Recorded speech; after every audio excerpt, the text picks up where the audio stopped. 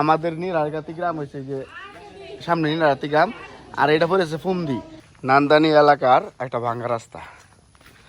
তো এই ভিডিওটা তুলে ধরার উদ্দেশ্য হলো যে আমি ছোটোবেলা এই জায়গাটার মধ্যে কত ধান বাঁকাইতে পাইছি, জায়গাটার মধ্যে অনেক ধান বাঁকাইতে পাইছি। সামনে যে মুন্তাদার দোয়ান,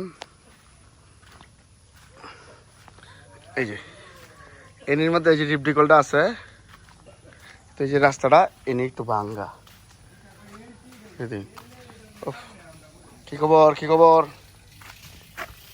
এই যে এটা হচ্ছে মুন্তাদার দোয়ান, আর এনে তো মিল দিয়ে আছেন না, ধানের মিল, এই যে ধান ভাঙ্গানির এই যে এই যে দেখাই মিলের ওটা আছে, তো সবাই শেয়ার দিবেন। এই যে নয় ধান মাগাইতাম।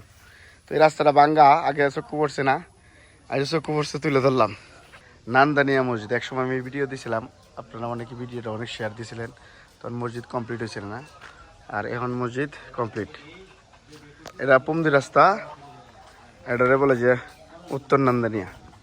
এই যে একটা দোকান আছে এনে, আর এনে এই এলাকার ঈদগাহ মাঠ হলো এটা। এই যে গ্রামের মানুষ বই রয়েছে, সামনে হলো সোজা জায়গা আডিরা, ভালো আছো? আর এই দিক দিয়ে আমার গ্রামের বাড়ি, এই যে সামনে আমার কাকা। কাকা ভালো আছো? তো এই এলাকার মানুষের জন্য সবাই দোয়া করবেন। হ্যাঁ, পানি কি হয়েছে এই ফুলের? এটা তো আলাপ আলোচনা হয়েছে। হ্যাঁ, আপনারা সবাই একখানে থাকবেন, এটা আলাপ আলোচনা হইব। এটা ফুলের নাম নাকি?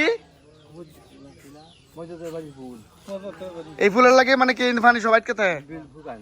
আচ্ছা আচ্ছা আচ্ছা। আমাদের নীরারগাতি গ্রাম হয়েছে যে সামনে নীরারগাতি গ্রাম, আর এটা পড়েছে ফুমদি।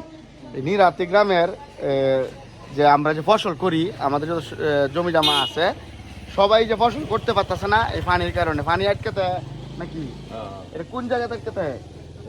মজতে পারি ফুলের ন, এই ফুলটা কেউ আটকে রাখছে নাকি? মানে জাম্বুরি লাগে আটকে আছে এখন। তো এটা মূলত আমরা মিলেছিলি উদ্যোগ নিতে আর কি, গ্রামবাসী মিলে যদি উদ্যোগ নেই আমরা, তাহলে তো ফুলটা এমনিতে খুলে দেওয়া যাবে আর কি। তারপরে যারা গাছ গুছ লাগায় আর একটু সচেতন ভাবে লাগাইতে আর কি। তাই যাই ফুলটা এখন দেখে এই ফুলটা সবাই এলাকাবাসী যারা আসুন, গ্রামবাসী সবাই মিলেমিশে এই ফুলটা পরিষ্কার করার একটা সিদ্ধান্ত নিন। কি করেন আপনারা? আসলে আমি যে ফুলটা দেখাইতে পারছি, এইটা হচ্ছে ফুল। এই ফুলের পানি আটকে তার কারণেই মানুষ করতে পারতেছে। সামনে হয়েছে নরদন বাজার, আর এই যে ফুল দেখছেন, এটা হচ্ছে ফুল। দেখুন এই যে ফুলের এই যে গাছ গুছ বাইছে তার লাগিয়া এই যে যত সম্পদ আছে এদিক দিয়ে দিক দিয়ে বিলের মধ্যে, এরা ধান করতে পারতেছে না, ফসল লাগাইতে পারতেছে না, পানি আটকে তার কারণে। এখন আমি মনে করি যে হোসেনপুর উপজেলার পক্ষ থেকে যদি কিছু করা যায় করবেন, কৃষি অফিসের পক্ষ থেকে যদি কিছু করা যায় করবেন, আর নয়তো গ্রামবাসীদের বলেন যে আপনারা এটা পরিষ্কার করেন। এটা তো কৃষি অফিসের সরকারি দায়িত্ব, একটা খাল খুলে দেওয়া, ঠিক আছে?